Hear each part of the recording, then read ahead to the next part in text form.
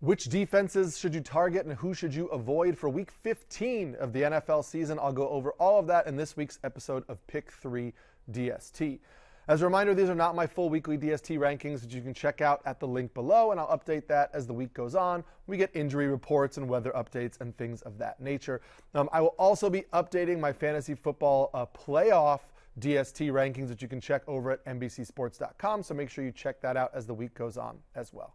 We're going to start, as always, with our accountability check for what was a solid Week 14 for us.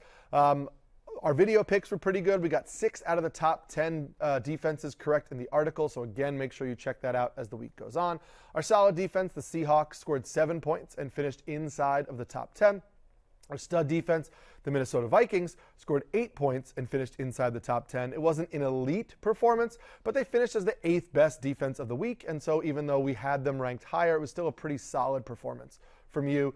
And then the defense that we faded, the Kansas City Chiefs, scored just 3 points against the Chargers, even though the Chargers didn't have J.K. Dobbins or Ladd McConkey, so we loved that fade.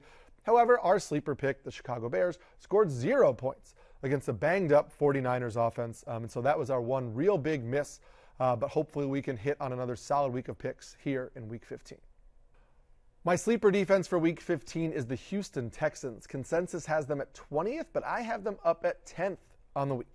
Now, I wanted to mention the Houston Texans because I think heading into the fantasy football playoffs, they're a really good example of a solid defense in an average matchup and how sometimes that's better for you than chasing, the trendy streamer of the week. The Houston Texans are averaging 10.6 fantasy points per game over the last 6 weeks. They've scored at least 9 points in 7 of their 13 games this season. And so there's a pretty reliable floor here. Over the last 6 weeks, they rank 2nd in turnover rate, 9th in opponent scoring rate, and 11th in tackles for a loss or no gain per game. They are coming off a bye. They might get their stud safety, Jalen Petrie, back this week, and that's going to be really good going up against a Dolphins offense that is still solid, but not as explosive as we've seen in the past. The Dolphins have gone to this quick-hitting passing attack. Over the last 4 weeks, they give up the 10th fewest fantasy points to opposing defenses. So again, that's not a good matchup, but it's not the explosive Dolphins we're used to. So if Jalen Petrie is back for this Texans defense coming off a bye, I think they could sneak into the top 10 here. Before I get to my solid defense of the week, pause this video and comment below. Let me know which defense you're playing this week or ask me any start-sit questions, and I'll get to those as the week goes on. My solid defense for Week 15 is the Washington Commanders. Consensus has them at 10th, but they are my 2nd ranked defense of the week. Now, I know the Commanders haven't been great for fantasy purposes of late. Over the last 6 weeks, they've averaged just 4.6 fantasy points per game. However, they're coming off a bye, so they should be healthy. They should get Marshawn Lattimore out there for a full complement of snaps, which is really important.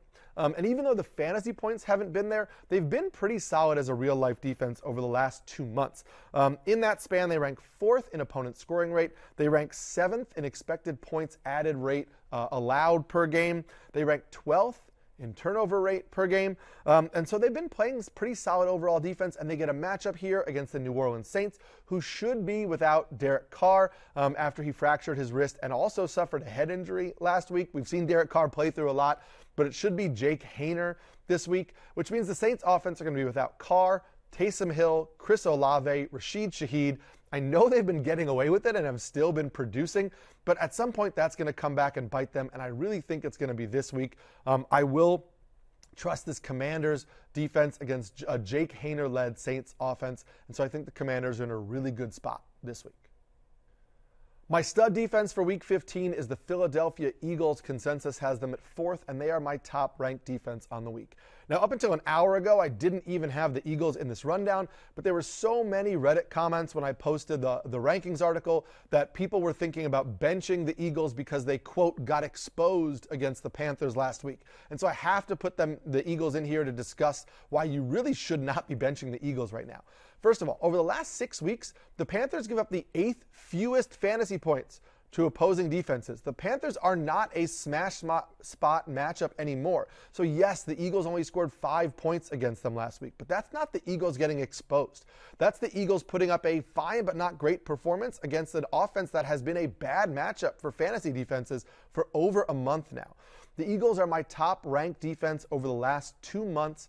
In that span, they rank first in opponent scoring rate, second in pass rush productivity rate, fourth in explosive play rate allowed, and sixth in turnover rate.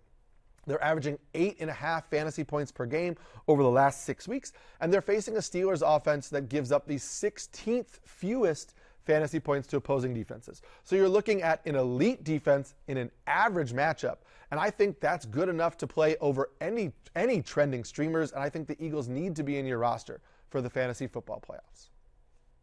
Lastly, the defense I'm fading for Week 15 is the New York Jets. Consensus has them at 6th, and I have them down at 20th on the week. Now, I know people are going to see the Jaguars and want to play the Jets and be shocked that I have the Jets ranked this low.